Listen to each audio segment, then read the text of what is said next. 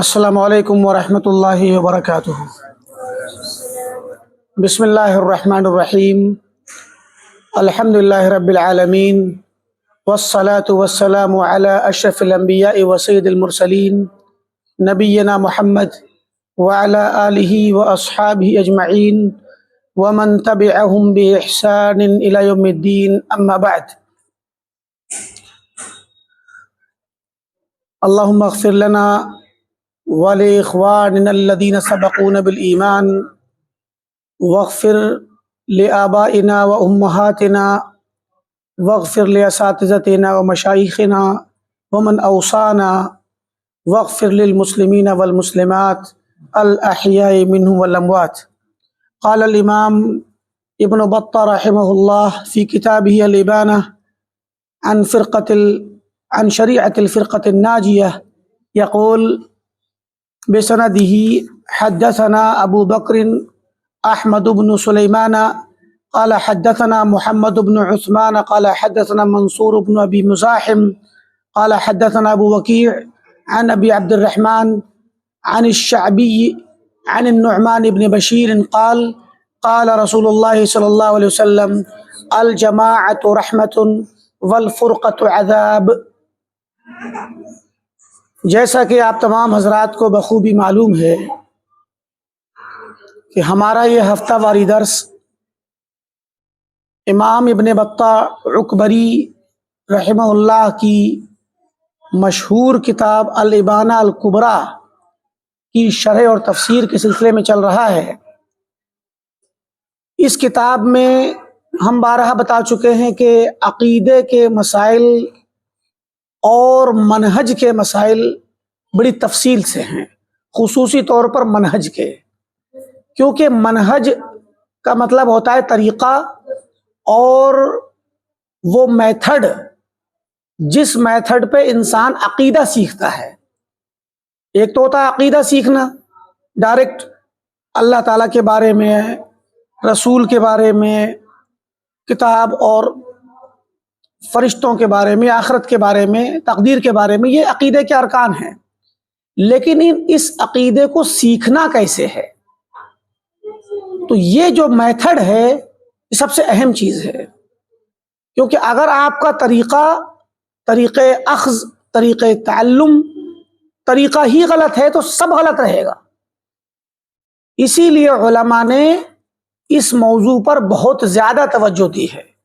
آج کے وقت میں بعض لوگ یہ سمجھتے ہیں کہ میتھڈ کی بات کرنا یا منہج کی بات کرنا یہ آج کے وقت کی دین ہے، یا کچھ مخصوص علماء ہیں، مخصوص داعی ہیں، مخصوص لوگ ہیں جو یہی لفظ بار بار کہتے ہیں اور منہج کی رٹ لگاتے ہیں۔ آپ اس کتاب کو دیکھیے، یہ کتاب کے مصنف امام ابن بطہ عکبری 387 کے انتقال شدہ ہیں، یعنی 400 سال ابھی نہیں ہوئے مکمل اسلام کو، ہجرت کو، اور ان کا انتقال ہو چکا ہے۔ یعنی گویا دیکھا جائے تو اب سے 1100 سال پہلے کے یہ مصنف ہیں جنہوں نے پوری کتاب 2 جلدوں میں لکھ دی، اور اس کے اندر جو باتیں ابھی تک گزر رہی ہیں وہ سب منہج کی ہی ہیں، طریقہ، میتھڈ کیا ہونا چاہیے۔ تو اب یہاں انہوں نے جو ابھی پچھلے والے درس میں ہمارے ساتھ جو باتیں گزری اس میں یہ بات سامنے آئی کہ جماعت کو لازم پکڑنا چاہیے۔ جماعت کو ہم نے آپ کو تفصیل سے بتلایا تھا کہ جماعت کا مفہوم کیا ہے۔ آج مختصر سی اس کی وضاحت پھر کریں گے تاکہ درس کو تسلسل کے ساتھ قائم رکھنے میں بات سمجھ میں آ سکے۔ جماعت جس کا ذکر یہاں آ رہا ہے، ہم نے بتایا تھا کہ جماعت کے ہے تو جماعت ایک ہی ہے، لیکن اس کے مفہوم 2 سائیڈ سے سمجھے جائیں گے، یعنی 2 طرفہ مفہوم ہے اس کے جو سمجھنا ضروری ہے۔ جماعت تو کہتے ہیں ابتدائی طور پہ وہ لوگ جو ایک ساتھ ہوں، یہ لغوی میننگ ہو گیا جماعت، لوگوں کی ایک جماعت۔ اور یہاں جماعت سے مراد ابتدائی جماعت جو اسلام کی پہلی جماعت ہے وہ ہے صحابہ کرام کی جماعت۔ اب یہیں سے صحابہ کرام کی زندگی سے جب آپ نظر ڈالیں گے تو آپ کو جماعت کے دو معنی اور دو سائیڈ نظر آئیں گے. پہلا سائیڈ ہے جو اصل ہے، اور وہ ہے کہ جماعت صحابہ کے طریقے پر چلنے والی جماعت، کیونکہ یہی بات قرآن میں بھی کہی گئی ہے، فَإِنْ آمَنُوا بِمِثْلِ مَا آمَنْتُمْ بِهِ، اور وَإِذَا قِيلَ لَهُمْ آمِنُوا كَمَا آمَنَ النَّاسِ، تو کما آمن الناس میں صحابہ ہیں کہ صحابہ جیسے ایمان لائے ویسے ایمان لانے کا حکم دیا جا رہا ہے. تو صحابہ کا ایمان یہ نمونہ ہے، اور صحابہ ہی کے طریقے پہ جو بھی چلتا رہے گا ان کے بعد اور آج تک اور قیامت تک، وہ اس جماعت میں شریک ہوگا جس جماعت کو نمونہ بنایا گیا. تو یہ سب سے اصل میننگ ہے، کیونکہ اصل تو ایمان ہے. اب صحابہ کی جماعت آگے جب بڑھی، نبی صلی اللہ علیہ وسلم کی وفات ہوئی، تو فوراً ایک صحابی کو، جو اس امت کے سب سے افضل صحابی ہیں، وہ ابوبکر صدیق رضی اللہ تعالیٰ عنہ، ان کو خلیفہ بنا دیا گیا. نبی صلی اللہ علیہ وسلم کی جگہ پر آپ کی وفات کے بعد ان کو بنا دیا گیا. تو جب ابوبکر صدیق رضی اللہ عنہ کو بنا دیا گیا، تو اب ان کی اطاعت ضروری ہے، ان کے ہاتھ پر بیعت ضروری ہے. تو امام کی اور خلیفہ کی اور امیر کی اطاعت اور اس کے ہاتھ پر بیعت اور سمع اور سننا اور اس کا ساتھ دینا اور اس کے خلاف نہ جانا، یہ بھی جماعت کا مفہوم ہے. یعنی ایک عام آدمی جو اپنی عام زندگی میں مشغول ہوتا ہے، وہ پڑھنے لکھنے یا دین کی باریک باتیں تفصیل سے علماء کی طرح نہیں سیکھتا، تو وہ دین کو ظاہر ہے کہ علماء کی طرح تفصیل سے نہیں جانتا. تو اصل تو یہ ہے کہ صحابہ کی طرح تفصیل سے پورا دین جانا جائے. لیکن اگر کوئی انسان صحابہ کی طرح تفصیل کے ساتھ نہیں جانتا، لیکن مختصر طریقے سے ساری چیزوں میں وہ صحابہ کے طریقے پر قائم ہے، تو لیکن تفصیلات میں تو علم نہیں نہ سیکھ رہا اس طرح، تو اس کا مطلب یہ نہیں ہے کہ وہ صحابہ کی جماعت پر نہیں ہوگا. وہ مختصر طریقے پر بھی ہوگا علم اور عقیدے کے باب میں، اور صحابہ کے طریقے پر اس باب میں بھی ہوگا اگر اس کا کوئی امیر ہو، اس کا کوئی بادشاہ ہو، حاکم ہو، تو وہ اس کے ہاتھ پر بیعت کیے رہے، اور بیعت کرنے کے ساتھ اس کی اطاعت کرے، اس کی بات مانے، اس کے خلاف بغاوت نہ کرے. تو یہ دونوں معنی میں صحابہ کی طرح جماعت قائم ہوگی اور دونوں طریقے چلے گی. ہم نے یہ بتلایا تھا کہ ہو سکتا ہے کہ فتنوں کے زمانوں میں اور نبی صلی اللہ علیہ وسلم کے بعد آنے والے مختلف ادوار میں اور قیامت تک کے ادوار میں بعض جگہوں پہ، بعض ملکوں میں، بعض خطوں میں ہو سکتا ہے باقاعدہ سیاسی جماعت وجود میں نہ ہو حالات کے تقاضے پہ، یا ہو سکتا ہے کوئی مستقل ایک ملک ہو اور وہاں پر اسلام سرے سے نہ ہو اس علاقے میں. اب اسلام شروع ہو رہا ہے، ظاہر ہے کہ اسلام شروع ہوا، 2 4 6 لوگ مسلمان ہوئے یا 1 2 گھرانے مسلمان ہو گئے، تو کیا مطلب وہ فوراً اپنی سیاسی پارٹی بنائیں گے اور اپنا ایک خلیفہ مقرر کریں گے؟ اسلام میں خلیفہ اور سیاسی پارٹی بنانا یہ بنیادی مسائل میں سے نہیں ہے، اس معنی میں کہ اس کے بغیر اسلام ہی مکمل نہیں ہوگا، اس کے بغیر ایمان ہی مکمل نہیں ہوگا، ایسا نہیں ہے. بلکہ وہ ابتدائی طور پہ اپنے جو بادشاہ ان کا ہے، چاہے وہ پہلے سے مسلمان ہو یا غیر مسلم ہو، جس بادشاہ کے تحت وہ رہتے ہیں اسی کے تحت رہیں گے، اور اپنے عقیدے پر، اپنے ایمان پر، اپنے دین پر عمل کرتے رہیں گے. اور اس سے پھر ان کا دھیرے دھیرے ایک سلسلہ جب شروع ہوگا، اور وہ جب دین پر قائم رہیں گے، کتاب و سنت پر اور صحابہ کے منہج پر، تو یہ اللہ تعالیٰ کا انعام ہے کہ وہ ان کو کبھی اپنی مرضی سے، اپنی خوشی سے، اپنے ارادے پر جب چاہے وہ انعام دے دے اور انہیں خلافت اور حکومت عطا کر دے. اور اگر نہ بھی ملے تو اس کے پیچھے بھاگنا یہ شریعت کا مقصد نہیں ہے. اتنا ضرور ہے کہ اپنے درمیان میں ایک شخص ذمہ دار بنا لیں، ایک امیر بنا لیں، اس معنی میں کہ وہ امیر ہمارے تمام معاملات کی ترجمانی کرے گا. تو اب یہ ہو جائے گا دینی معاملات کا ایک ذمہ دار. اور جب حالات بنیں گے آگے چل کر کے، اللہ تعالیٰ خود حالات بنائے گا اور حالات بنیں گے تو ہماری طرف سے ہمارا کوئی شخص ہو سکتا ہے آگے چل کے کبھی وہ خلیفہ یا بادشاہ یا جو بھی ذمہ دار ہے وہ بن سکتا ہے. لیکن ابتدائی طور پہ یہ خلافت اور امارت اور بادشاہت اور اس طرح کی کوشش کرنا سیاسی انداز کی، یہ ضروری نہیں ہے. یہیں سے ہمارے سامنے یہ بات واضح ہو جاتی ہے کہ بعض وہ جماعتیں اور بعض وہ دھڑے اور وہ تنظیمیں جو مسلمانوں کے درمیان کام تو کرتی ہیں لیکن ان کا مقصد صرف اور صرف سیاست کا میدان ہے، ان کا یہ میتھڈ غلط ہے، ان کا میتھڈ غلط ہے۔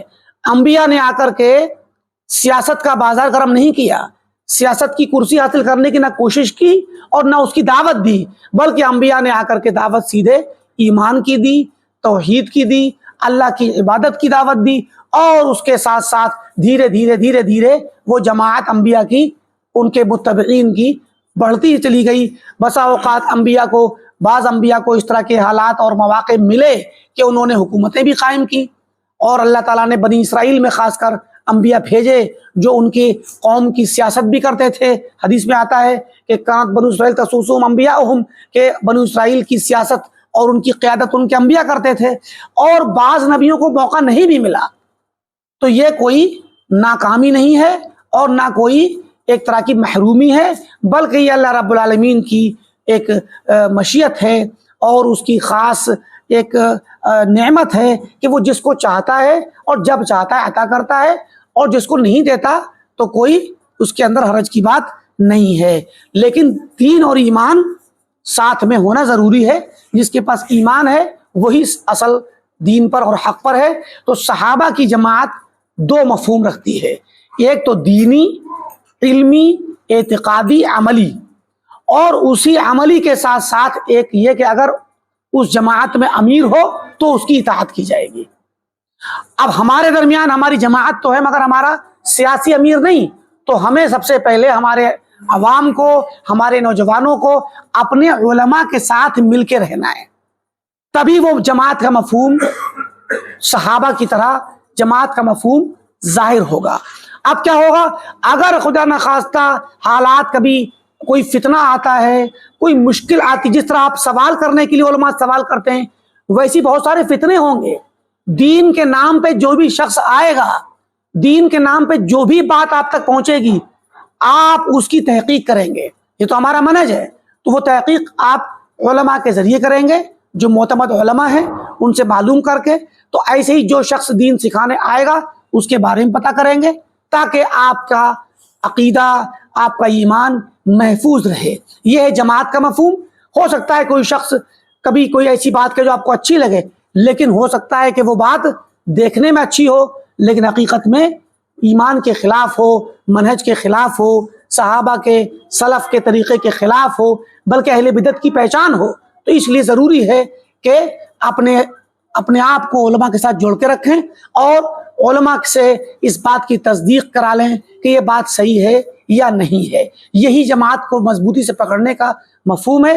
رہی بات یہ کہ ہمارے پاس سیاسی طور پہ کوئی امیر نہیں، تو یہ حالات کے تقاضے پر ہے۔ فاتقوا اللہ ما استطعتم، کہ اللہ تعالیٰ سے جتنا تم ڈر سکتے ہو اتنا ڈرو، سمجھے کہ نہیں؟ تو اذا امرتکم بشیء فاتوا منہ ما استطعتم واذا نہیتکم عن شیء فانتہوا۔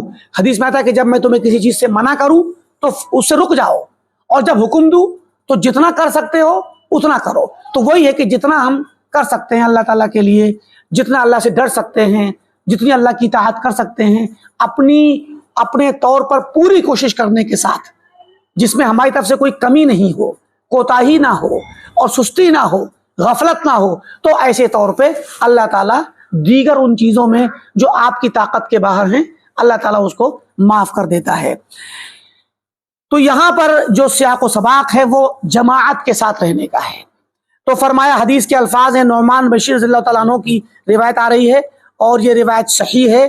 ہم نے آپ کو پچھلے ہفتے کی روایتوں میں اس کو پیش کر دیا تھا کہ نعمان بن بشیر رضی اللہ عنہ فرماتے ہیں، قال رسول اللہ صلی اللہ علیہ وسلم الجماعت رحمت، جماعت رحمت ہے، یعنی جماعت میں رہیں گے تو آپ بہت سارے فتنوں سے، بہت ساری شر سے بچے رہیں گے، کیونکہ اللہ تعالیٰ کا اس جماعت کے ساتھ خصوصی برتاؤ ہوتا ہے۔ اب ہر آدمی اپنے اپنے بکھرا ہوا رہے گا تو پھر شیطان ان کے ساتھ ہو جائے گا اور اللہ کی رحمت ان سے ہٹ جائے گی۔ تو اجتماعیت کے ساتھ رہنا، جم کر کے ایک دوسرے کے ساتھ کتاب و سنت کی بنیادوں پر، منہج سلف پر اتحاد کرنا، اتفاق کرنا، یہی رحمت ہے۔ والفرقۃ عذاب، اور افتراق اور فرقہ بازی یہ عذاب ہے، یعنی فرقہ بنانے کے بعد جو عذاب ملے گا وہ الگ ہے، بذات خود فرقہ بننا بھی یہ عذاب ہے۔ یعنی جو شخص نکل کے الگ ہو گیا وہ بعد کی بات ہے کہ آگے اللہ تعالیٰ اسے کیا کرے گا اس کے ساتھ معاملہ، لیکن اس کا علیحدہ ہو جانا بذات خود ایک عذاب ہے، کیونکہ وہ رحمت سے محروم کر دیا گیا۔ وہ جو جماعت تھی صحابہ کے طریقے پہ چلنے والی علماء کی جماعت اور اہل سنت والجماعت کی جماعت، اس جماعت سے علیحدہ ہونا یہ بذات خود ایک عذاب ہے، یہ بذات خود ایک نقمت ہے اور عقاب ہے، سزا ہے۔ اور پھر اس کے بعد وہ جو آگے اس میں مسلسل آگے بڑھے گا اور جو بدعتیں آگے پھیلائے گا تو وہ گناہ اس کے الگ ہوں گے۔ تو یہ جماعت میں رہنا اللہ کی رحمت ہے، اور جماعت میں رہتے اور جو رحمتیں ملے گی وہ الگ ہے۔ صرف جماعت سے جڑے رہنا آپ کے ساتھ رحمت ہے اللہ کی، اور جماعت بذات خود رحمت ہے، اور جماعت سے جدا ہونا، یہ ان سے علیحدہ ہونا، یہ اپنے آپ میں ایک عذاب ہے، اور پھر علیحدہ ہونے کے بعد جو خرابیاں انسان کرے گا، بدعتیں کرے گا، ان پر جو عذاب آئے گا بعد میں وہ الگ مسئلہ ہے۔ یہ بڑی عظیم الشان حدیث ہے، اور یہ حدیث صحیح ہے، شیخ البانی نے بھی اس کو صحیح قرار دیا ہے۔ اس کے بعد فرماتے ہیں اپنی سند سے انس رضی اللہ تعالیٰ عنہ کے واسطے سے کہ آپ نے فرمایا قال قال رسول اللہ صلی اللہ علیہ وسلم لا ان امتی لا تجتمع علی ضلالہ، میری امت گمراہی پر اکٹھی نہیں ہو سکتی، نہیں ہوگی۔ فَإِذَا رَأَيْتُمْ اخْتِلَافًا، جب تم اختلاف دیکھو، جب تمہیں اختلاف دکھے، فَعَلَيْكُمْ بِالسَّوَادِ الْأَعْظَمِ، تو تم سواد اعظم کو پکڑ لو۔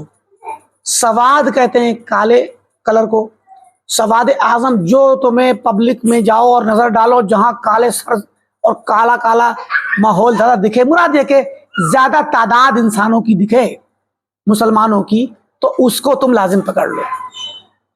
اب کیا مطلب ہے یہاں؟ سب سے پہلے یہ جانے کہ یہ جو حدیث ہے یہ حدیث اس اسناد کے ساتھ ضعیف ہے، پہلی چیز۔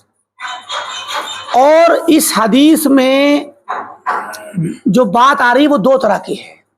پہلی بات ہے کہ میری امت گمراہی پہ اکٹھی نہیں ہو سکتی، یہ پہلا جملہ ہے۔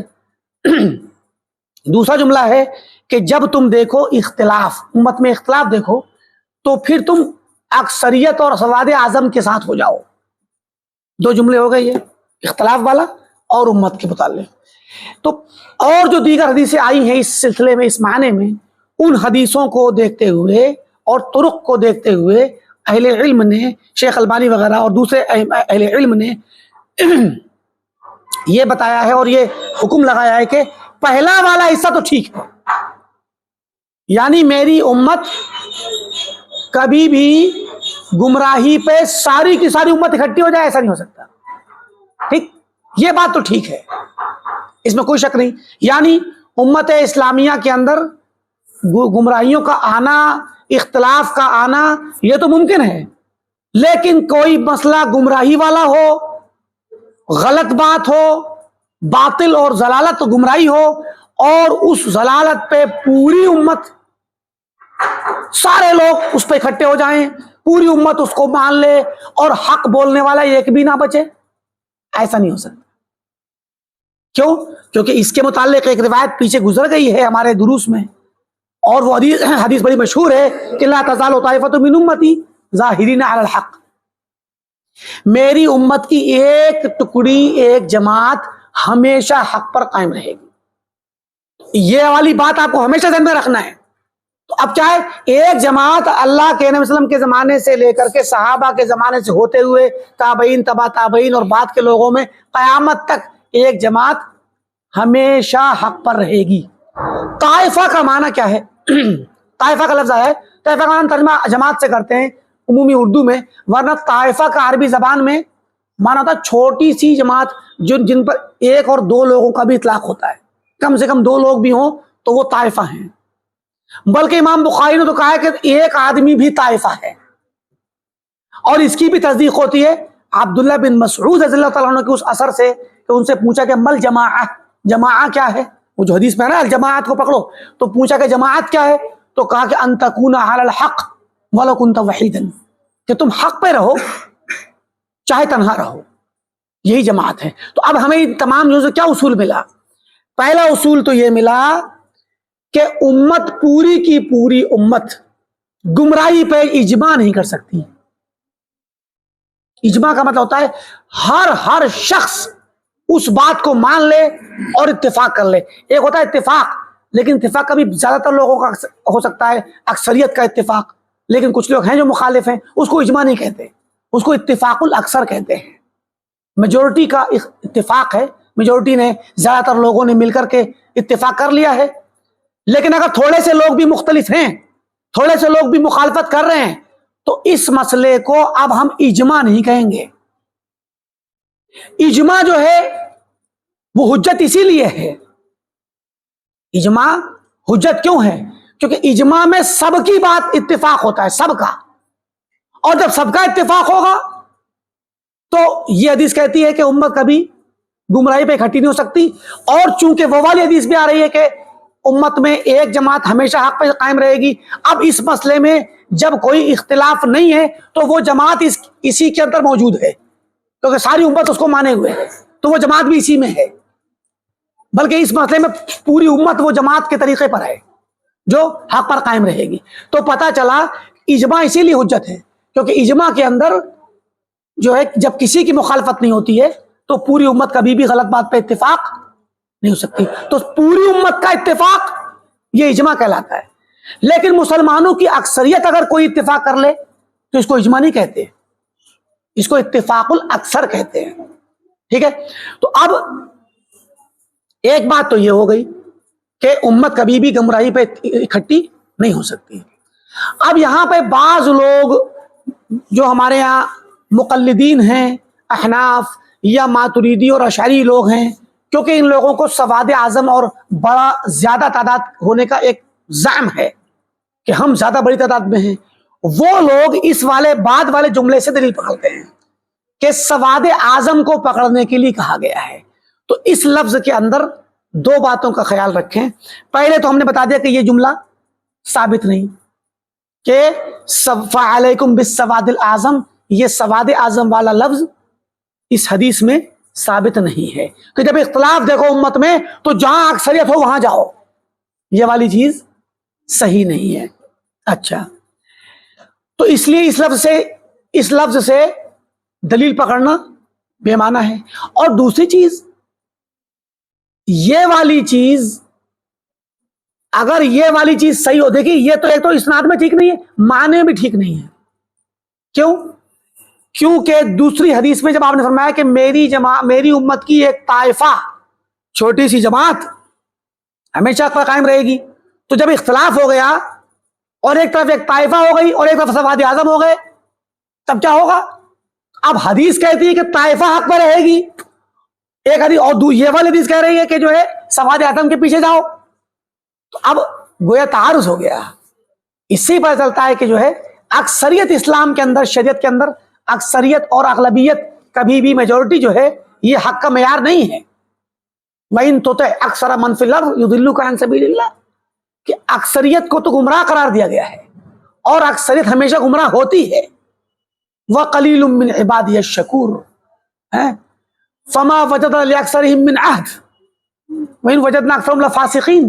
اللہ تعالیٰ نے تمام انبیاء کے متعلق اس بات کی خبر دی ہے کہ اللہ تعالیٰ کے شکر گزار بندے جو اس کی توحید پر ہوں، اس کے نبی کی سنت پر ہوں، اور اس کے نبی کے صحابہ کے طریقے پر ہوں، اور ہر مسئلے میں اللہ کا شکر ادا کرنے والے ہوں اور حق پر قائم ہوں، یہ لوگ ہمیشہ کم ہوتے ہیں۔ اللہ نے فرمایا پرانی امتوں میں کہ ہم نے ان میں سے اکثر لوگوں کو فاسق پایا ہے، زیادہ تر لوگ گمراہ تھے۔ تو مطلب کہنے کا یہ ہے کہ اکثریت اسلام کے اندر معیار نہیں ہے۔ تو یہ جو بات آپ جانتے ہیں وہ اسی لیے کیونکہ یہاں سواد اعظم کی بات جو ہے حدیث سے ثابت نہیں ہے۔ ہاں، یہ والی بات اگر صحیح مان لی جائے، حدیث اگر صحیح مان، حالانکہ صحیح ہے نہیں، اگر صحیح مان لے تو اس کا مفہوم یہ ہوگا کہ جب صحابہ کی جماعت ہو یا صحابہ کے بعد تابعین کی جماعت ہو یا ان کے طریقے پہ چلنے والوں کی جماعت ایک علاقے میں موجود ہے اور وہاں اختلاف ہو گیا. اب اختلاف کبھی کبھار جیسے پیچھے روایت گزری کہ جو جماعت کو چھوڑ کے نکلا تو وہ شاذ ہو گیا. اب کوئی ایک شخص اگر شذوذ کی راہ اختیار کرے اور جماعت سے اختلاف کر لے تو یہ بھی تو اختلاف ہے, مگر یہاں ایک شخص شاذ ہے, وہ جماعت کو چھوڑ کے علیحدہ ہوا ہے. تو اب ایسی صورت میں یہاں سواد اعظم سے مراد یہ والا مفہوم ہوگا کہ جب کوئی شخص شذوذ اختیار کرے اور جماعت کو چھوڑ کر کے علیحدہ ہو, اس کے پاس کوئی حق نہ ہو اور وہ جماعت کو چھوڑ کے اپنے باطل کو لے کے بدعت ایجاد کرنے لگ جائے, تو اب یہاں جب اختلاف ہو رہا ہے تو آپ کو یہ دیکھنا ہے کہ اکثر علماء, زیادہ تر علماء کس بات کو کہتے ہیں. ہو سکتا ہے ایک عام آدمی اس اختلاف کرنے والے شخص کی بات سے متاثر ہونے لگے, کنفیوز ہو جائے, تو پھر اس کو چاہیے کہ وہ اپنی جماعت کے بڑے والے حصے میں جائے اور ان کے پاس جا کر کے بات کو معلوم کرے اور ان سے پہلے بات کو سمجھے, اور اگر کچھ سمجھ میں نہ آئے تو ان کے ساتھ میں ہو جائے تو بھی صحیح, کیونکہ وہ لوگ پہلے سے حق پر قائم ہیں. تو ایسے ماحول میں سواد اعظم کا مفہوم ہوگا. لیکن اگر آپ کہیں کہ نہیں مطلق طور پہ سواد اعظم کا معنی ہوگا, یہ بات صحیح نہیں ہے. آگے کی روایت اس کی اسناد صحیح ہے. فرماتے اپنی اسناد سے معاذ بن جبل رضی اللہ تعالیٰ عنہما تک پہنچا کر کے کہ معاذ نے فرمایا کہ ید اللہ فوق الجماعہ, کہ اللہ تعالیٰ کا ہاتھ جماعت کے ساتھ ہے, جماعت کے اوپر ہے.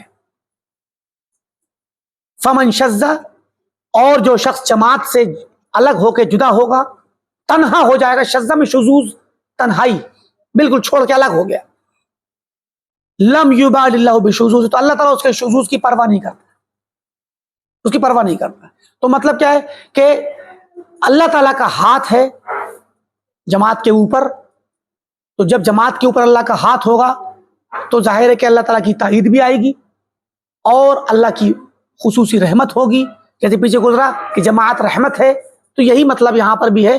اللہ تعالیٰ کا ہاتھ اس کی ذات, اس کی صفت کے طور پر تو اس کا ہاتھ ہے, لیکن جب اللہ کا ہاتھ جماعت کے اوپر ہے تو کیا مطلب ہوا اس کا کہ اللہ تعالیٰ نے ان کو اپنی تائید دے رکھی ہے, اپنی مدد دے رکھی. یہ تعویل نہیں ہے, ہاتھ اس کا موجود ہے, اس کا ہاتھ ہے جماعت کے اوپر, اس کا ہاتھ ہے, تو اس کی صفت ہاتھ ثابت ہے.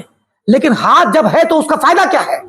یہ فائدہ ہے اس کا کہ جب جماعت کے اوپر اس کا ہاتھ ہے تو اس کا فائدہ کیا ہے کہ اللہ تعالیٰ ان کو اپنی رحمت کے سائے میں رکھتا ہے, ان کے ساتھ خصوصی انعام کرتا ہے, تائید کرتا ہے, فتنوں سے بچاتا ہے, اور ان کو اپنے نبی کے متبعین کی اس قطار میں شمار کرتا ہے اور انہی کے ساتھ ان کا حشر کرتا ہے کہ مع الذین انعم اللہ علیہم من النبیین والصدیقین والشہداء والصالحین, تو ان کے ساتھ میں ان کا حشر کرے گا. تو یہ مطلب ہوا کہ اللہ کا ہاتھ جماعت کے اوپر ہے, تو اللہ تعالیٰ کا ہاتھ تو اس کی ذات صفت موجود ہے. اللہ تعالیٰ کے ہاتھ ہیں دو, ایک ہاتھ اس کا جماعت کے اوپر ہے, مطلب ہے کہ اللہ کا ہاتھ کا اقرار کیا جائے گا. اب ہاتھ کا اقرار کرنے کے بعد اس ہاتھ کے جماعت کے اوپر ہونے کا فائدہ کیا ہے, وہ فائدہ بھی ثابت مانا جائے گا. اب ماتریدی علماء, دیوبند اور بریلی کے جو علماء ہیں, وہ لوگ یہاں پر اسی فائدے والے مفہوم کو کہتے ہیں کہ ہاتھ سے مراد فائدہ ہے. وہ فائدہ کہ تائید ہے, اللہ کی مدد ہے, رحمت ہے, اللہ کا ہاتھ نہیں ہے. اب دیکھیے دونوں فرق ہوا نا. ہم اللہ کا ہاتھ ثابت مان رہے ہیں کہ اللہ کا ہاتھ ہے, اور جب جماعت کے اوپر اللہ کا ہاتھ ہے تو اب ہاتھ اوپر ہونے کے فوائد بھی تو ہوں گے, لازمی فائدے. وہ فائدے بھی ہیں, ہاتھ بھی ہے, فائدے بھی ہیں. اور ان کے یہاں کیا ہے, یعنی صرف فائدہ جو ہے اسی پر توجہ دیں گے اور اللہ تعالیٰ کے ہاتھ کو, اس کی صفت کو ثابت نہیں مانیں گے اور اس کا انکار کرتے ہیں. تو یہ ان کے یہاں نصوص کی تردید اور تعویل ہے اور تحریف ہے, یہ جائز نہیں. ٹھیک ہے. تو یہ روایت صحیح ہے جس کے اندر یہ والی بات کہ اللہ کا ہاتھ جماعت کے اوپر ہے. تو جماعت سے جو پیچھے گزرا کہ رحمت اللہ تعالیٰ کی جماعت کے ساتھ ہے, تو یہاں پر بھی اللہ تعالیٰ کا ہاتھ بھی ہے اس کی ذات کے طور پہ، اور وہ اللہ کا ہاتھ جماعت کے اوپر بھی ہے، گویا اس نے اپنے ہاتھ سے اپنی خصوصی رحمت کا سایہ، اپنے انعام کا سایہ ان پہ رکھا ہوا ہے۔ آگے روایت آ رہی ہے، فرما رہے ہیں کہ عن ابراہیم بن مزید قال حدثنی عمی ابو صادق۔ اس روایت میں بعض لوگ غیر معروف ہیں لیکن روایت صحیح ہے، اس کا معنی صحیح ہے۔ کہتے ہیں عن علی رضی اللہ تعالیٰ عنہ سے روایت آ رہی ہے، قال من فارق الجماعت شبرا، جس شخص نے جماعت کو چھوڑ دیا ایک بالشت کے برابر، یعنی جماعت سے وہ ایک بالشت کے برابر بھی دور ہوا، فقد نزع ربقۃ الاسلام من عنقہ، تو اس نے اسلام کی رسی کو، جو اس کے گلے میں تھی کڑا، اسلام کا کڑا اور اس کی رسی جو اس کے گلے میں تھی، جو اس کو ہر طرح کی مخالفت سے روک سکتی تھی، اللہ تعالیٰ کے عذاب اور اس کی ناراضگی سے روک سکتی تھی، اس نے اس رسی کو نکال کے پھینک دیا۔ جس نے جماعت کو چھوڑا گویا اس نے اسلام کی رسی اپنے گلے سے نکال دی۔ اب اس کا مطلب یہ نہیں کہ مسلمان نہیں رہا، بلکہ ربقہ کہتے ہیں ایسی رسی اور ایسے کڑے جو گلے میں جانوروں کے باندھے جاتے ہیں تاکہ اس سے وہ بندھے رہیں، تو اس نے اسلام کی رسی کو اپنے گلے سے نکال کے اتار دیا۔ اب وہ شخص اللہ تعالیٰ کی جو مدد اس رسی کے گلے میں پڑے رہنے سے اس کو ملنی تھی، اور وہ محفوظ رہتا فتنوں سے، محفوظ رہتا کفر سے، شرک سے، اللہ کے غضب سے، اب وہ شخص آزاد ہو گیا اسلامی پابندیوں سے، تو اب وہ پتہ نہیں کہاں کہاں جائے گا اور کون کون سی خرابیاں پیدا کرے گا، کون کون سے گناہوں کو کرے گا۔ تو اس کے طریقے سے وہ بہت دور تک جا سکتا ہے، کفر تک بھی جا سکتا ہے۔ عصمت کا کڑا نکل گیا۔ اصل میں اسلام سے جو عصمت ملتی ہے، عصمت کا مطلب حفاظت، جو سیکیورٹی ملتی ہے اس کو، وہ سیکیورٹی اس کی ختم ہو گئی۔ اس نے اسلام کا کڑا نکال دیا اور اب وہ مسلمانوں کی طرح پابند نہیں رہ گیا، کیونکہ کڑے سے پابند ہوتا ہے انسان، اور رسی گلے میں بندھی ہو تو پابند ہوگا نا، بندھا ہوا رہے گا کہیں جائے گا نہیں۔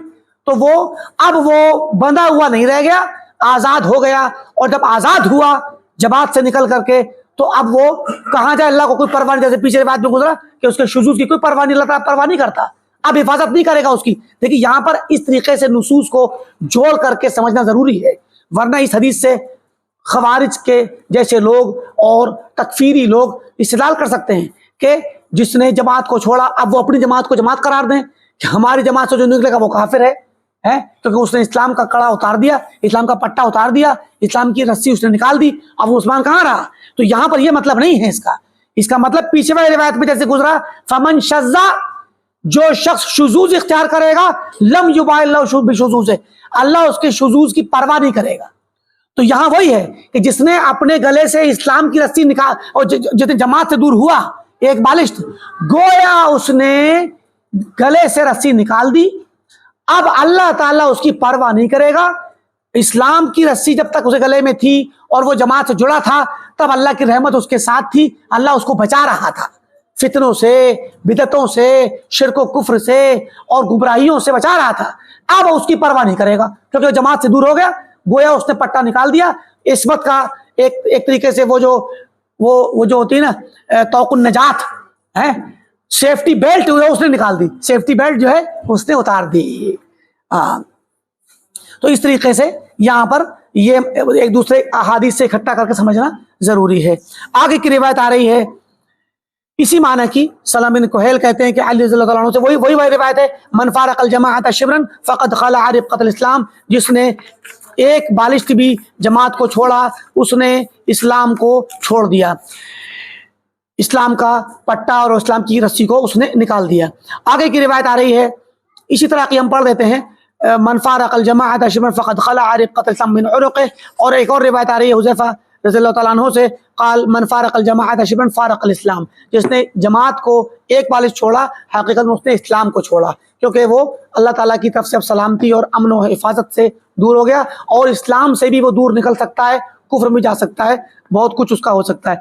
آگے کی روایت آ رہی ہے، یہ روایت صحیح ہے کہ فرماتے لمبی اسناد پیش کرنے کے بعد کہتے ہیں الحارث بن الاشعری حدثه قال قال رسول اللہ صلی اللہ علیہ وسلم ان اللہ امر یحییٰ بن زکریا بخمس کلمات، اللہ تعالیٰ نے یحییٰ علیہ السلام کو جو زکریا کے بیٹے تھے ان کو اللہ نے 5 چیزوں کا حکم دیا تھا، 5 کلمات سکھلائے تھے. تو لمبی حدیث ہے، ان کو فذکر الحدیث بطول ہی، پوری حدیث انہوں نے پیش کی اپنی طول کے ساتھ، پوری لمبی حدیث.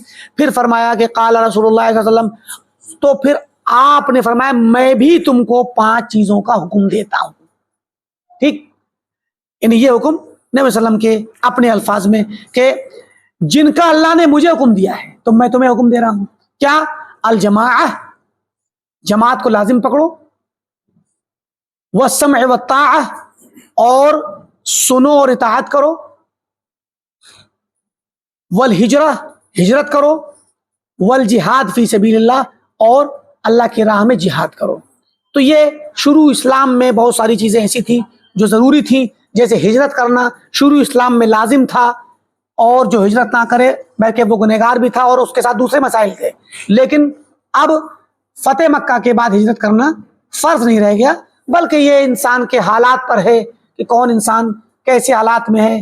تو وہ ان حالات میں اگر اس کے جان و مال محفوظ نہیں ہے تو وہ ایک جگہ سے دوسری جگہ منتقل ہو سکتا ہے، جائز ہے، لیکن واجب نہیں ہے ہر کسی پر کہ مسلمان ہوا تو واجب ہے کہ ہجرت کرے. ہاں جان مال کا خطرہ ہے تو وہ اپنے جان و مال کی حفاظت، اپنی خاص کر اپنی جان کی حفاظت کے لیے وہ جگہ بدل دے، گاؤں بدل دے، علاقہ بدل دے، اور جہاں تک بھی اس کے لیے بدلنا، جہاں پر جا کر کے جانا آسان ہو اور سکون اس کو مل سکے وہاں چلا جائے، اس میں کوئی پابندی نہیں. لیکن ابتدائی طور پہ یہ واجب نہیں رہ گیا. تو جماعت کے ساتھ رہنا، ہم نے بتایا یہ جماعت کا جو مفہوم آ رہا ہے یہ اس سیاق میں جب امیر ہو تب تو وہ والا مفہوم ضروری ہے، اور جب امیر نہیں ہے تو پھر جماعت کے ساتھ، علماء کے ساتھ، اور اپنی عمومی جو لوگ ہیں ہمارے جماعت کے اندر ان کے ساتھ مل کر رہنا چاہیے. تو یہ والا مفہوم ہمارے بہت کمزور ہے. ہر آدمی خود کو سمجھتا ہے کہ میں کسی کا پابند تھوڑے ہوں. اب جب پابند نہیں ہوں تو وہ چاہتا ہے تو کسی کو بھی سنتا ہے، کسی کے ساتھ بھی اٹھنا بیٹھنا کرتا ہے، اور کوئی بھی بات اپنا لیتا ہے، کوئی بھی بات رد کر دیتا ہے. ایسا اوقات خاص کر جب غلط صحبت میں بیٹھ جائے تو پھر وہ لوگ کیا کرتے ہیں، اس کے دماغ کو اس طریقے سے آزاد کر دیتے ہیں کہ وہ جو بات عقل میں آئے گی وہ قبول کو، جو عقل میں نہ آئے اس کو نہ قبول ہو. تو جماعت کے ساتھ رہنا ہے. آپ کے گاؤں میں، آپ کے شہر میں، آپ کے علاقے میں جو اہل حق علماء کی جماعت ہے ان کے ساتھ ملنا جلنا، اٹھنا بیٹھنا، تعلقات روابط رکھنا، اور آپس میں ایک دوسرے کی خبر گیری کرنا، یہ بھی اس میں شامل ہے. کیونکہ جماعت کا مفہوم، جماعت کی جو مراد ہے، جماعت کا جو مقصد ہے وہ یہ بھی ہے کہ تاکہ مسلمانوں کو ایک دوسرے کے ساتھ اتفاق و اتحاد کا موقع ملے، مسلمان ایک دوسرے کے ساتھ الفت و محبت میں رہیں. صلات کو جماعت سے فرض اسی لیے کیا گیا ہے تاکہ مسلمانوں کی جو جماعت شہر میں یا محلے میں ہے وہ سب مل کر کے اکٹھے ہوں، 5 بار اکٹھے ہوں. سبحان اللہ، 5 بار جماعت اکٹھی ہو، اور صلات کے ساتھ ایک دوسرے میں وہی تعارف بھی ہوگا، ایک دوسرے کے حال چال بھی پوچھیں گے نماز کے بعد، نماز سے پہلے، اور ایک دوسرے سے کھڑے ہوں گے پاس تو ایک دوسرے سے محبت پیدا ہوگی، تعارف بھی ہوگا، ہر کوئی ایک دوسرے کو جانے گا. تو جب کوئی بیمار پڑے گا تو اس کی عیادت بھی کی جائے گی، کوئی محتاج پریشان ہوگا تو اس کا ساتھ دیا جائے گا، کوئی مظلوم ہوگا تو اس کا ساتھ دیا جائے گا، اور ہمارے ہی بیچ میں کوئی ظالم ہوگا تو اس کو ظلم سے روکا بھی جائے گا، سمجھایا جائے گا، خیر خواہی کی جائے گی، نصیحت کی جائے گی. یہ جو سماجی اور روزمرہ کی زندگی کے تعلقات کی چیزیں ہیں جن پر اسلام نے ابھارا ہے وہ بھی مقصود ہیں اس جماعت میں. اور اس کے ساتھ ساتھ کوئی انسان غلط راہ پہ جا رہا ہے تو ایک بھائی اس کو بتائے گا کہ بھئی آپ جو طریقہ اختیار کر رہے ہیں دین کا یہ غلط ہے، آپ کو ہم نے دیکھا ہے فلاں کے ساتھ اٹھتے بیٹھتے، آپ فلاں کے ساتھ نہ بیٹھیں. وہ نصیحت کریں گے اور یہ خیر خواہی ہوگی، امر بالمعروف ہوگا، نہی عن المنکر ہوگا. تو یہ اس طریقے جماعت کے بہت سارے فوائد اور مقاصد ہیں اسلام کے اندر. تو پھر جماعت کے ساتھ رہنا اور یہ شعور پیدا کرنا ضروری ہے کہ آدمی اپنے کو تنہا نہ سمجھے. یہ نہ سوچے کہ میں کمرے میں بیٹھا ہوں، گھر میں اپنے فلیٹ میں اپنے تنہا کمرے میں ہوں، مجھے اتنا کوئی دیکھ رہا ہے، نہ مجھے کسی سے ملنے کی ضرورت ہے، اب میں جو چاہوں بات کہوں، جو چاہوں دیکھوں، آج کل جس کی بات سنوں اور جیسے چاہوں عمل کروں، جیسے چاہوں زندگی گزاروں. نہیں، جماعت سے مل کے رہنا ضروری ہے.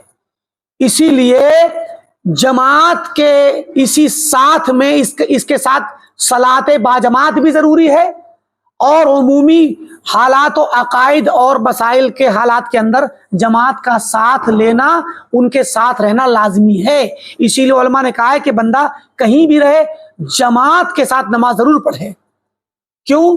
کیونکہ جماعت سے نماز پڑھنے سے ایمان کی تازگی بھی رہے گی اور گواہی رہے گی، ورنہ لوگ اس کو پہلی فیصلہ کر دیں گے تو مسلمان ہی نہیں ہے، نماز ہی نہیں پڑھتا، ہمارے ساتھ ہے ہی نہیں۔ تو آپ محلے میں رہتے ہوئے بھی لوگوں کی نظر میں مسلمان شمار نہیں ہوں گے، کیونکہ آپ جب نماز نہیں پڑھتے تو پھر کیسے کر کے مسلمان شمار ہوں گے؟ تو آپ کے ایمان کی گواہی بھی لوگ دیں گے، آپ کو مسلمان بھی جانیں گے۔ اور جب چند لوگ کسی کے بارے میں گواہی دیتے ہیں تو یہ بھی اللہ تعالیٰ کے یہاں اس انسان کی مقبولیت کے لیے، اس کی مغفرت کے لیے، اس کی بخشش کے لیے، اس کی توبہ کے لیے بڑی کام کی چیز ہے، بہت نفع بخش ہے۔ اور پھر جب اس کی مالی وفات کا وقت آئے گا تو پھر لوگ اس کے ساتھ حسن سلوک بھی کریں گے اور اس کو قبرستان میں لے جائیں گے، نماز جنازہ پڑھیں گے، خلوص سے اس کے دعا کریں گے، کیونکہ محبت سے رہتا تھا۔ جو شذوذ سے رہے، انعزالیت کا شکار ہو، دور رہے، کسی سے کوئی تعلق نہ ہو، تو ایسا انسان بہت سارے نقصانات اٹھاتا ہے، اور یہ شرعاً ممنوع ہے یہ چیز کہ انسان دور رہے۔ یعنی جماعت میں نماز پڑھنے کے باوجود بھی دور رہنا یہ بھی شرعاً پسندیدہ نہیں ہے، بلکہ پسندیدہ یہ ہے کہ المؤمن الذی یخالط الناس ویصبر علی اذاہم خیر من المؤمن الذی لا یخالط الناس ولا یصبر علی اذاہم۔ آپ نے فرمایا کہ وہ مومن جو لوگوں کے ساتھ اٹھتا بیٹھتا ہے، تعلقات میں، روزمرہ کے حالات میں ان کی خیر خبر خود بھی لیتا ہے اور اپنی بھی خیر خبر دیتا ہے، تو اٹھنا بیٹھنا ساتھ میں مل کر کے رہتا ہے، تو اور پھر ان کے ساتھ رہنے پہ جو تکلیف اس کو آتی ہے، اور کبھی کبھی کچھ باتیں ایسی ناگوار سن بیٹھتا ہے جن سے اس کو برا لگتا ہے، تو ان پہ پھر وہ صبر کرتا ہے، لیکن ساتھ نہیں چھوڑتا جماعت کا۔ تو فرمایا کہ یہ مومن بہتر ہے اس سے جو یا تو سرے سے لوگوں کے ساتھ اٹھتا بیٹھتا ہی نہیں ہے، یا اگر بیٹھے تو لوگوں کی تکلیف پر صبر نہیں کرتا۔ تو شریعت چاہتی ہے کہ انسان، ایک مسلمان، اجتماعی زندگی گزارے، تنہائی کی زندگی نہ گزارے۔ تو یہ عمومی زندگی ہوگی سماجی، لیکن عقائد اور منہج کے باب میں بھی اپنے آپ کو تنہا اور آزاد نہ سمجھے، بلکہ وہ ایک رسی اس کے گلے میں ہے اسلام کی، اور وہ رسی جماعت کے پاس ہے۔ لہٰذا ضروری ہے کہ کوئی بھی عقیدہ، کوئی بھی بات سیکھنے یا اس پہ عمل کرنے سے پہلے اس کے متعلق اپنی جماعت سے، اپنے علماء سے، اپنے راسخین سے رجوع کر کے پہلے یقین کر لے، اس کے بعد اس کو آگے بڑھائے اور اس پر عمل کرے۔ تو یہ جماعت کا مفہوم بہت ضروری ہے۔ اسی طریقے سے اسی میں آگے آ رہا ہے کہ فمن خرج من الجماعت قید شبر، جو جماعت سے نکلا ایک بالش کے برابر، یعنی جماعت سے نکلا ایک بالش کے برابر، تو یہ نکلنا دو شکل میں ہوگا، یا تو وہ کسی ایک مسئلے میں نکلے گا، پھر بقیہ مسائل میں جماعت کے ساتھ ہوگا، کسی ایک مسئلے میں نکل گیا، یا تمام مسائل میں نکل جائے گا اور پورا شذوذ اختیار کر لے گا۔ تو جتنے دائرے میں جس چیز میں جتنا نکلے گا اتنا ہی اس کو نقصان ہوگا۔ تو یہ جماعت کے خلاف جانے کا مفہوم کب ہے؟ جب انسان جماعت سے نکلے اور ان کی مخالفت کرے، شذوذ اختیار کر کے اپنی ہوائے نفس سے، خواہشات نفس کی پیروی میں، یا اپنی عقل کے شبہے کے نتیجے میں، یا کسی اور دنیاوی مقصد کے نتیجے میں۔ ہاں، اگر وہ عالم ہے، وہ مجتہد ہے اور اجتہاد کا اہل ہے، اور وہ کوئی بات کہتا ہے دین کی، علم کی، عقیدے کی، اور تفسیر کرتا ہے دین کے کسی مسئلے کی، اور اس مسئلے میں اس کی اپنا ایک کوئی اجتہاد ہوتا ہے، اس کی اپنی فہم ہوتی ہے، تو ہو سکتا ہے اس فہم میں وہ غلط بھی ہو اور غلط فہمی کا شکار بھی ہو جائے، اور وہ اس غلط فہمی پر کوئی اپنا موقف بنا لے، تو وہ جو موقف ہو جائے گا، تو خاص کر جب اجتہادی مسئلہ ہو جو فروعی مسائل ہیں، تو پھر اس میں وہ شخص گنہگار نہیں ہوگا اور وہ متہم نہیں ہوگا۔ یہ اور بات ہے کہ اس کا قول اگر مرجوح ہے تو وہ قول مرجوح ہوگا اور اس کو مانا نہیں جائے گا۔ جماعت کا جو قول ہے، جو زیادہ علماء کا قول ہے، جو پہلے سے معلوم شدہ ہے، جس کی دلیل پہلے سے واضح ہے، اس قول کو مانا جائے گا، لیکن اس کے اجتہاد کا احترام کیا جائے گا، اس کے علم کا احترام کیا جائے گا، اس کی رائے کا احترام کیا جائے گا، اور اس کے ساتھ ساتھ اس کو خطاوار بھی قرار دیا جائے گا کہ آپ غلطی پر ہیں۔ یہ اور بات ہے کہ اس کے اجتہاد پہ اس کو طعن و تشنیع کر کے تذلیل نہیں کی جائے گی اس کی، لیکن اس کو غلط ضرور کہا جائے گا۔ ٹھیک، اگر وہ زندہ ہے تو اس کی غلطی کو واضح کیا جائے گا اور اس سے اپنے طور پہ مطالبہ کیا جائے گا کہ اس غلطی سے رجوع کیا جائے. لیکن اگر وہ پرانے علماء میں سے تو ان کے لیے مغفرت کی دعا کی جائے گی کہ، اور ان کے لیے اس بات کی توقع بھی رکھی جائے گی کہ وہ اللہ تعالیٰ کے یہاں انشاءاللہ مغفور ہے، کیونکہ مجتہد اگر غلطی بھی کرے تو وہ اس کی غلطی معاف ہوتی ہے، اس کو اجر ملتا ہے. آگے کی روایت آ رہی ہے، یہی والی روایت، اس کے اندر بھی یہی الفاظ ہیں، ایسی پڑھتے ترجمہ کیے بغیر. وقال وانا امركم بخمس بالسمع والطاعه والجماعه والهجره والجهاد في سبيل الله فمن خرج من الجماعه قيد شبر فقد خلع ربقه الاسلام من راسه الا ان يراجع. تو جس نے جو جماعت سے ایک شبر اور ایک بالش کے برابر نکلا تو اس نے اپنی گردن سے اور اپنے سر سے اسلام کا جو لبادہ تھا، اسلام کی جو رسی تھی، اس کو نکال دیا، اللہ ہے کہ وہ واپس آ جائے. یہاں ایک لفظ اور آیا ہے، ایک تو ہوا جماعت، دوسرا ہوا سمع و طاعت، سننا اور اطاعت کرنا. یہ بھی دو طرح سے ہے. جس طرح جماعت کا مفہوم دو طرح سے ہے، ویسی سمع و طاعت کا مفہوم بھی دو طرح سے ہے. تو پہلا مفہوم سمع و طاعت کا یہ کہ اگر آپ کا کوئی امیر ہو، آپ کا بادشاہ ہو، خلیفہ ہو مسلمانوں کا اپنا، تو پھر مسلمانوں کا بادشاہ اور حاکم جو حکم دے گا اس حکم کو سننا اور سنتے ہی عمل کرنا، پیروی اطاعت کرنا لازم ہے. تو اب اس کے حکم عمومی طور پہ دو طرح کے ہوتے ہیں. یا تو وہ احکام شرعی چیزوں کی بات کرے گا، شرعی حکم دے گا، دینی حکم دے گا، کوئی بہت کچھ فیصلے آئیں گے، فتوے آئیں گے حاکم کی طرف سے مور لگ کر کے یا اجازت کے ساتھ. تو دینی احکام میں تو ظاہر ہے کہ اس کے کہنے سے پہلے اللہ اس کے رسول کا بھی حکم ہے، تو پھر اس کے کہنے کے بعد بھی دینی بات تو فوراً مانی جائے گی جس کی دلیل موجود ہے اور جو دینی بات ہے. یا پھر وہ دنیاوی بات کرے گا، دنیاوی جو سیاسی ضرورتوں کے تحت، انتظام و انصرام کے تحت جو سیاسی ضرورتیں اور حالات کا تقاضا ہوتا ہے، سماج کو، ملک کو متحد رکھنا اور منظم رکھنے کے لیے اور لوگوں کی بھلائی کے لیے اور لوگوں کی ترقی کے لیے جو بہت سی باتیں، بہت سے قوانین، وہ بہت سی باتیں پاس کرتا ہے، بہت سے احکام اور فرامین نافذ کرتا ہے. تو یہ والے احکام دو میں سے ایک شکل پہ ہوں گے، یا تو وہ کتاب و سنت کے مطابق ہوں گے اور کتاب و سنت کے عمومی قواعد اس کی تائید کر رہے ہوں گے اور وہ ان کے خلاف نہیں ہوں گے. وہ احکام دنیاوی مسائل کے احکام، دنیاوی امور کے متعلق جو اس کے حکم ہوں گے، فرامین و قوانین ہوں گے، وہ شریعت اسلامیہ کے خلاف نہیں ہوں گے، تو پھر ان کو ہی مان لیا جائے گا، کوئی رج کی بات نہیں ہے. یا پھر اس کے بعض فرامین اور قوانین بادشاہ کے، حاکم کے، اسلامی شریعت کے اور نصوص کے خلاف ہوں گے. دنیاوی مسائل کے متعلق کوئی حکم ہے، دنیا داری کا، تجارت کا، ترقی کا، بہت ساری کھیل کود تماشت اور جو ہے تفریح کا، تو کوئی بھی حکم ہو سکتا ہے. وہ حکم یا پھر شریعت کے خلاف ہوگا. تو جب شریعت کے خلاف ہوگا تو آپ کو ابتدائی طور پہ ایک مسلمان کو حکم یہ ہے کہ لا طاعت لمخلوق فی معصیۃ الخالق. بادشاہ ہو یا کوئی بھی ہو، بڑا بادشاہ حاکم ہو یا چھوٹا ذیلی ہو، اگر وہ اللہ کی معصیت اور نافرمانی کا حکم دے تو اس کی اطاعت نہیں ہوگی. تو ابتدائی حکم تو یہی ہے. جب وہ کوئی آپ کے لیے ایک حکم جاری کرے کہ بھائی فلاں پروگرام ہو رہا ہے، اس میں آنا ہے، فلاں چیز کو آپ کو ماننا ہے، فلاں بہت سارے احکامات جاری کرے، تو آپ ابتداً اس کو نہ مانیں. اگر وہ آپ پہ فرض کر دے، لازم کر دے، تو بھی لازم کرنے کے بعد یہ دیکھا جائے گا کہ نہ کرنے پہ کیا سزا دی جا رہی ہے. اگر نہ کرنے پر وہ سخت کارروائی کر رہا ہے، سخت سزائیں دے رہا ہے، تو پھر ایسی سخت سزائیں جو عموماً انسان کو نقصان دہ ہوتی ہیں، نقصان پہنچا سکتی ہیں، اور بہت مطلب اس کو دیکھنے کے بعد اندازہ ہوگا. تو عمومی طور پہ ایسے وقت میں چاہے رخصت ہوتی ہے کہ انسان اپنے آپ کو، اپنی جان کو یا اپنی مال کو یا اپنی عزت کو اور اپنے بہت سارے جو خیر کے کام کر رہا تھا، اب مان لیجیے وہ کچھ نہیں کرتا، جیل میں پکڑتا ہے، 1 مہینے کے ڈال دیتا، 6 مہینے کے لیے، سال بھر کے ڈال دیتا ہے. تو اب مسئلہ یہ ہے کہ کوئی شخص ایسا ہو سکتا ہے جو ایسا کام کر رہا ہو خیر کا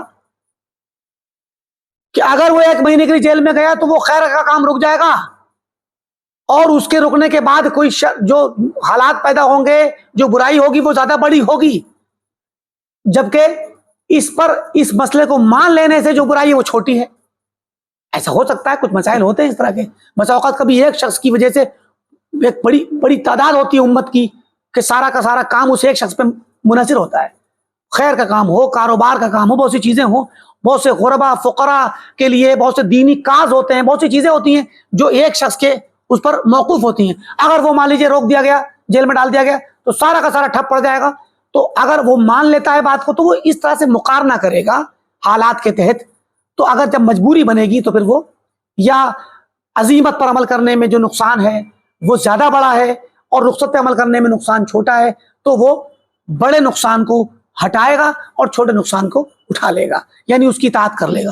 لیکن اب سب لوگ رخصت کی راہ پہ جا رہے ہیں تو کچھ لوگ ضرور ایسے ہوں گے، اللہ تعالیٰ پیدا کرتا بھی ہے، اور کچھ لوگوں کا فرض بنتا ہے کہ پھر وہ عزیمت کی راہ اختیار کریں تاکہ ایسا نہ ہو کہ سارے کے سارے رخصت پہ چلے جائیں اور سب کے سب مان لیں اور خاموش ہو جائیں. تو پھر یہ باطل بات پھر ایک کہیں قانون نہ بن جائے، کہ امت کا اتفاق نہ بن جائے اور امت گمراہی پہ اکٹھی نہ ہو جائے. تو اس لیے ضروری ہوتا ہے کہ اختلاف بھی کرے، مگر کب؟ جب دیکھے کہ سب بھاگ رہے ہیں اس کے پیچھے ہے. جیسے امام احمد بن حنبل رحمۃ اللہ علیہ نے خلق قرآن کے مسئلے میں تنہا باقی بچے. شروع میں تو 4 لوگ بچے تھے، ان کے ساتھ 3 اور تھے، اور پھر جب طلب کیا گیا تو پھر 2 لوگوں نے پھر مان لے 2 بچے.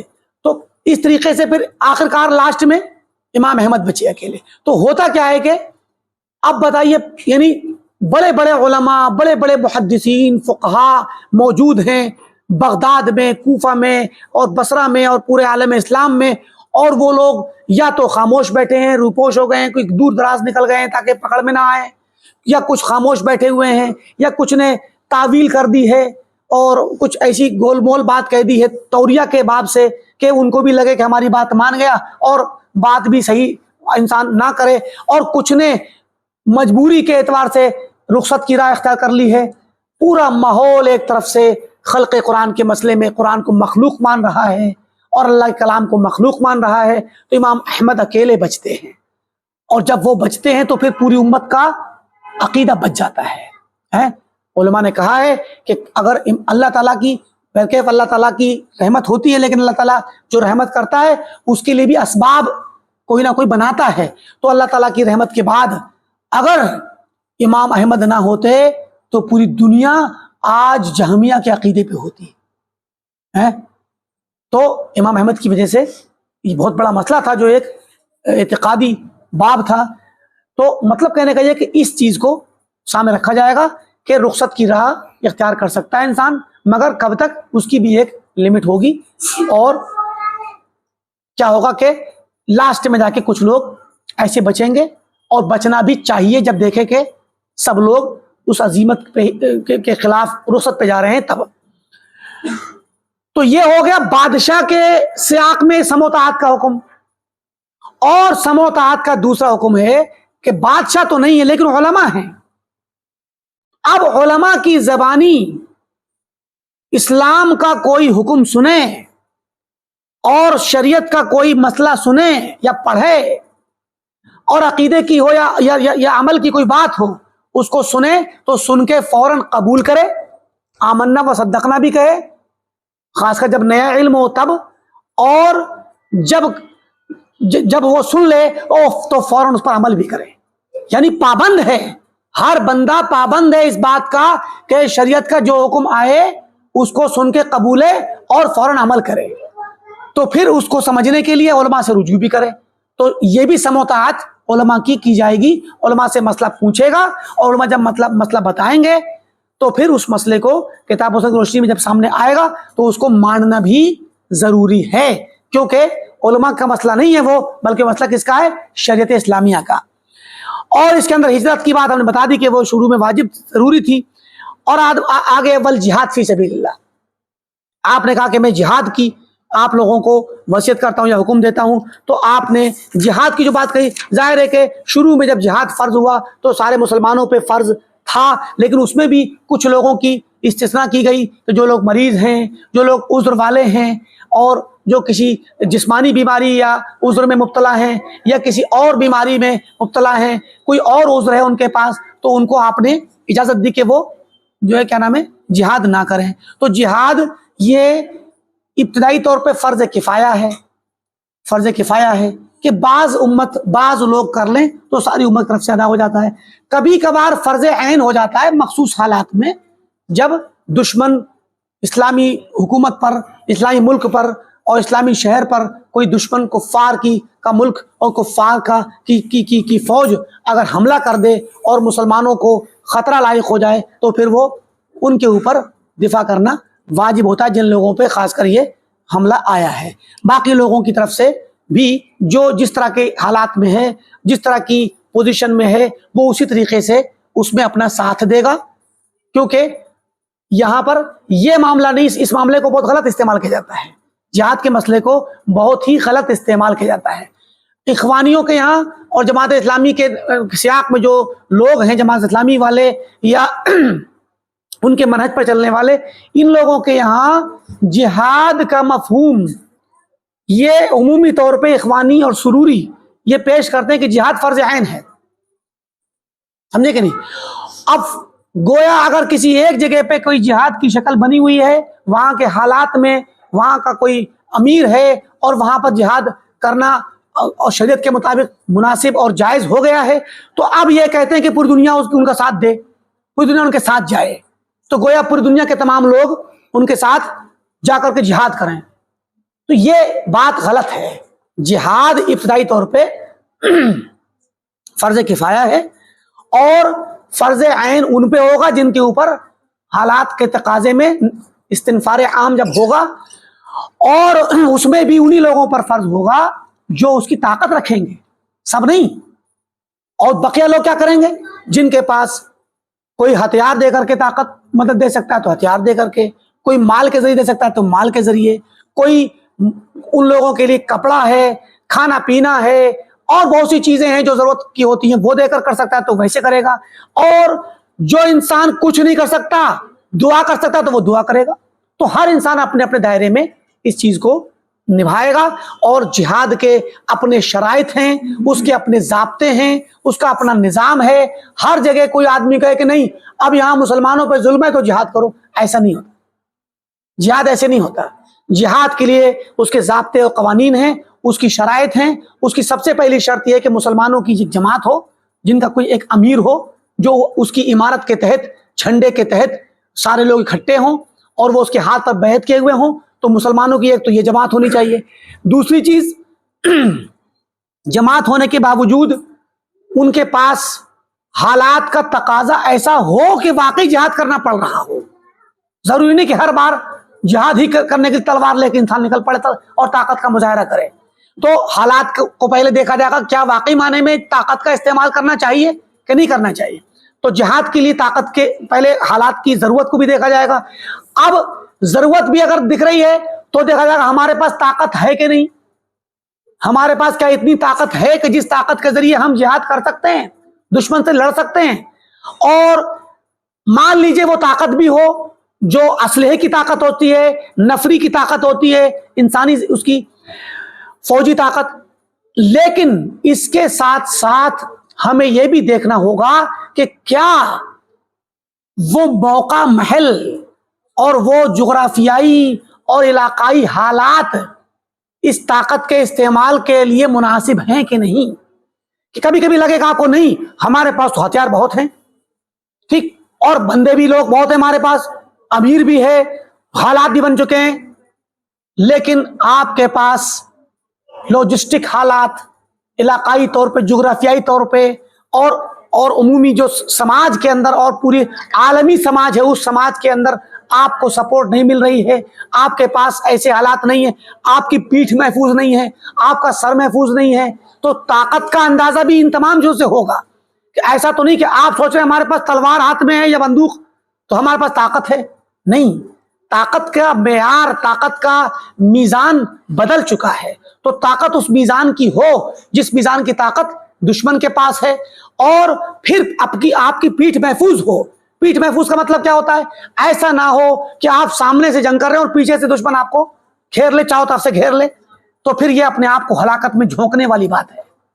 پیارے نبی صلی اللہ علیہ وسلم نے جب جنگ احد کو آپ گئے تو جنگ احد میں جانے کے وقت آپ نے دیکھا کہ شروع میں تو آپ نے مشورہ کیا جنگ احد کے لیے نکلنے کا، تو کہ لوگوں مجھے مشورہ دو کیا کیا جائے. تو بعض لوگوں نے کہا کہ یا رسول اللہ آپ جو ہے ہم جنگ کریں گے مدینے میں رہ کر کے, مدینے کے گھروں میں, اپنے گھروں میں گلیوں میں رہ کے جنگ کریں گے. اور بعض نے کہا کہ نہیں, ہم تو میدان جنگ میں جا کر کے احد کے پاس جہاں مشرکین کی فوج آ کے پہلے سے پڑاؤ ڈال چکی ہے, اور اس علاقے میں انہوں نے پڑاؤ ڈالا تھا جہاں پر ہریالی ہے, جہاں پہ باغات ہیں, اس زمانے میں بھی ایسے. تو اب مشرکین نے اچھی والی جگہ پہ پہلے قبضہ کر لیا.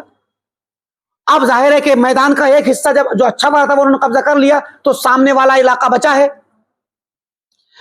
تو کہ وہ لمبی کہانی ہے, لمبا واقعہ ہے کہ آپ نے مشورہ کیا, آپ نے بھی رائے دی, لیکن وہ صحابہ جو جنگ بدر میں نہیں جا سکے تھے انہوں نے, اور منافقین نے بھی خصوصی طور پہ یہ مظاہرہ کیا. منافقین بھی بڑھ چڑھ کے بولتے تھے تاکہ اپنے آپ کو دکھانے کے لیے کہ ہم بہت جذبات میں ہیں, ہم ساتھ دیں گے.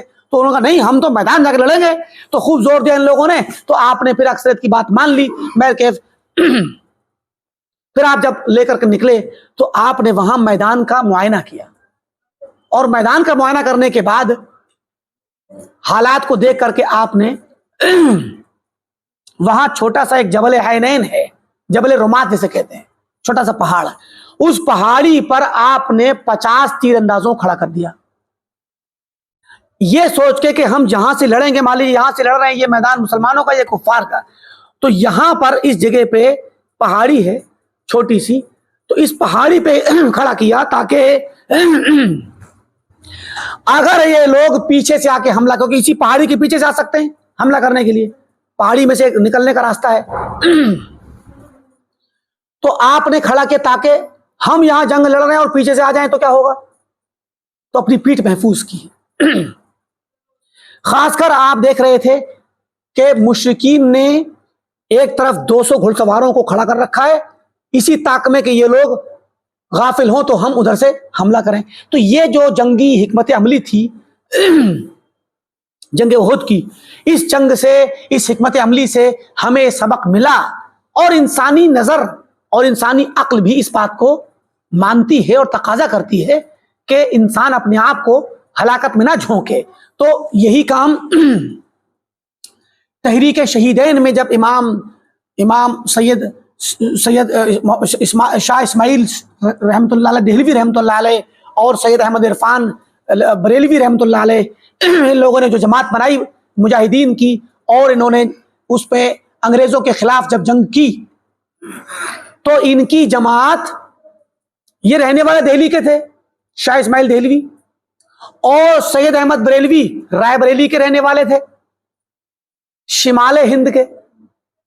اور کہاں جاتے ہیں, صوبہ سرحد میں, افغانستان اور پاکستان کی سرحد کے پاس وہ جو صوبہ سرحد ہے, وہاں جا کر بالا کوٹ جہاں پر ہے, وہ اس علاقے میں جا کر کے اپنی حکومت باقاعدہ اسلامی عمارت قائم کرتے ہیں, اور وہاں سے پھر جنگ کا آغاز ہوتا ہے, اور انگریزوں سے بھی ہوتی ہے, آخر میں سکھوں کے ساتھ مسائل ہوتے ہیں. تو مطلب کہنے کا یہ کہ کیوں وہاں گئے, کیونکہ پیچھے سے پیٹھ محفوظ تھی, پیچھے افغانستان میں مسلمانوں کی اکثریت, مسلمانوں کا ملک تھا, مسلمانوں کا وجود تھا وہاں, تو پیچھے سے ہمارے اوپر حملہ نہیں ہوگا. تو یہ بہت اس طرح کی حکمت عملی اختیار کرنی پڑتی ہے. تو اب یہ شرائط ایسے ہیں جن شرائط کا پاس لحاظ کرنا ضروری ہے. اس کے بغیر کوئی انسان کہے کہ نہیں حالات بہت خراب ہیں, جنگ کرو, جہاد کرو, تو جہاد کیسے کرو کہ خود کش انسانی بم تیار کرو اور جا کے کسی بھی کمپلیکس میں جا کے پھوڑ دو, تو یہ اسلام نہیں ہے, یہ شریعت نہیں ہے. یہ اپنے آپ کو ہلاک کرنا اور معصوموں کو, بے گناہوں کو قتل کرنا یہ جائز نہیں ہے. قتل الابریاء, بری لوگوں کو قتل کرنا, پرامن رہنے والے سویلینز کو خوف زدہ کرنا یہ جائز نہیں ہے.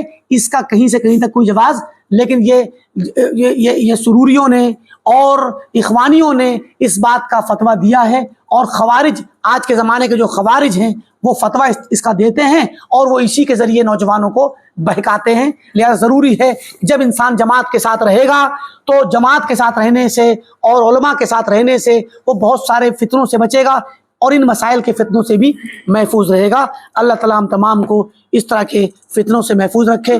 اسی پر اکتفا کرتے ہیں.